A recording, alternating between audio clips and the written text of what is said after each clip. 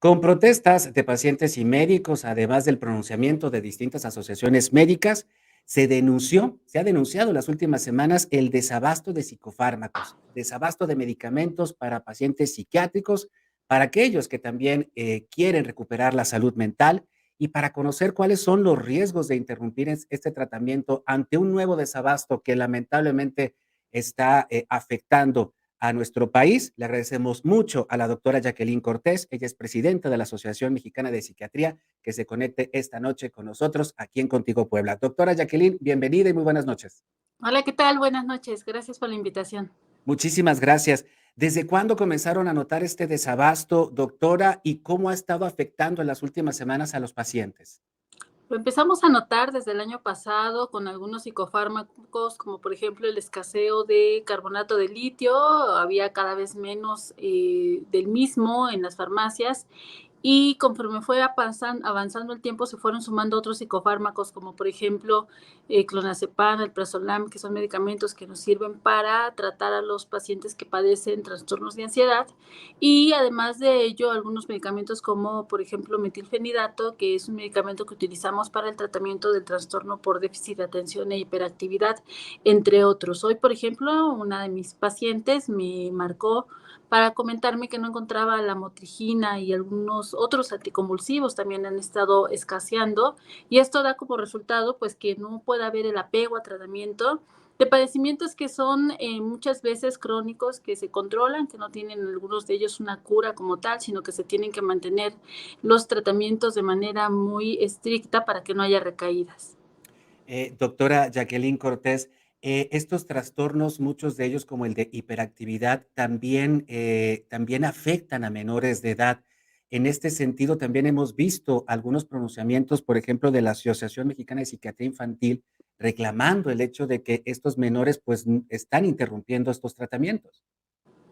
Así es, de hecho, el trastorno por déficit de atención e hiperactividad es un trastorno del neurodesarrollo, se inicia desde la infancia y un alto porcentaje lo mantiene en la vida adulta, pero muchos de los trastornos, como trastornos depresivos, trastornos de ansiedad, también tienen su inicio en la infancia. En la infancia podemos ver trastornos como trastornos de ansiedad por separación, algunas fobias, como fobias a la oscuridad y demás, y conforme la persona va creciendo, puede mantener estos diagnósticos en la vida adulta.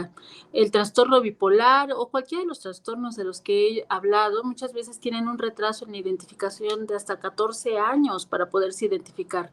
Una vez que se identifican, hay que estar luchando contra varias barreras, como por ejemplo el estigma hacia los psiquiatras, hacia los psicofármacos, y una vez que a través de la psicoeducación y de la clínica y una buena relación médico-paciente logramos establecer el apego del tratamiento y que el paciente tenga una buena alianza terapéutica, pues de repente nos topamos con este desabasto y pues a pesar de que el paciente ya esté consciente o su familia de que necesita el tratamiento, no lo encuentran y esto pone en riesgo pues al paciente con recaídas que muchas veces son hasta peores del inicio, ¿no?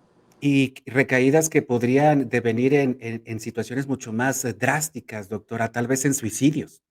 Sí, estamos hablando de que padecimientos como trastorno bipolar, ya sea en la fase de manía o en la fase depresiva, pueden tener depresiones graves o pacientes que tienen problemas de trastorno depresivo mayor o ataques de pánico o crisis de ansiedad. Quien ha tenido un ataque de pánico, una crisis de ansiedad, no la soporta, no quisiera tener otra y cuando son varias a lo largo de los días, de las semanas, de los meses, pues ellos llegan a tener ya un aumento en el riesgo de una conducta suicida y que evidentemente pone en riesgo su vida o su integridad física. ¿Hay alguna explicación por parte de las autoridades sanitarias? Ustedes como Asociación Mexicana Psiquiátrica, pues ya han puesto, digamos que el problema sobre la mesa. ¿Las autoridades han respondido y han dado alguna explicación? Aunque existen algunas versiones de que hay alteraciones en la fabricación de algunos psicofármacos, de todos modos no hay una explicación de un desabasto porque hay varias casas farmacéuticas que producen estos medicamentos y el desabasto se presenta en varias marcas, no solamente en una.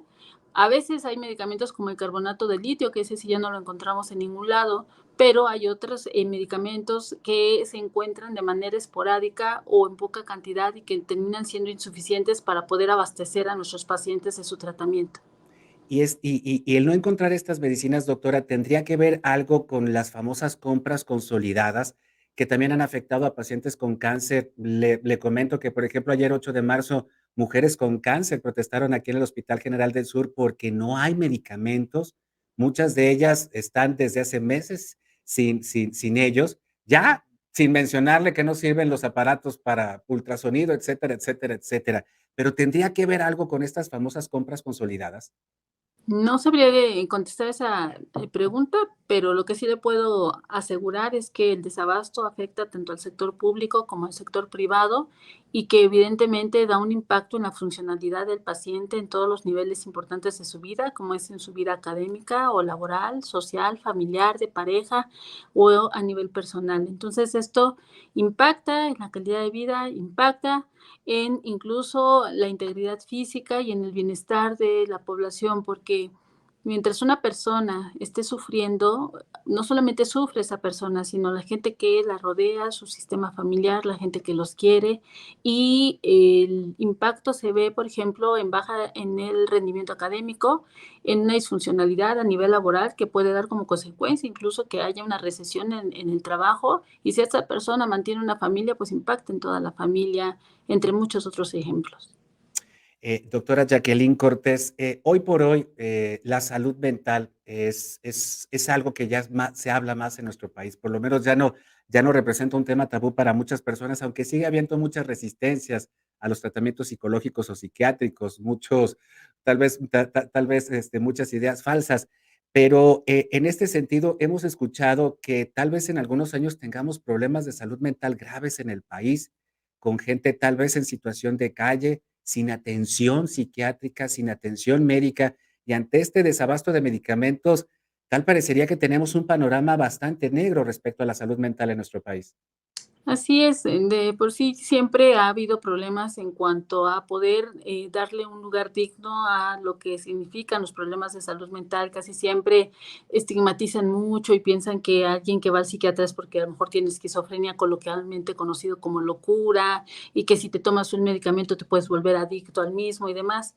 Sin embargo, también tras la pandemia, al aumentar los problemas de salud mental, sobre todo en aspectos como, por ejemplo, violencia intrafamiliar, consumo de sustancias, cuadros depresivos, duelos complicados, síndrome de burnout o cansancio crónico, sobre todo en el personal de salud que estuvo trabajando, marchas forzadas y demás, pues esto hizo que se pudiera identificar con mayor dignidad a los problemas de salud mental y aún así siguen en aumento y el impacto, por ejemplo, de las personas, sobre todo de la gente joven, de regresar de estar en sus casas, tomando sus clases en sus hogares y ahora tenerse que integrar a la vida académica ya presencial, también ha sido un obstáculo para ellos porque les está costando trabajo lidiar con la interacción social, lidiar con las exigencias ya de unas clases presenciales y demás.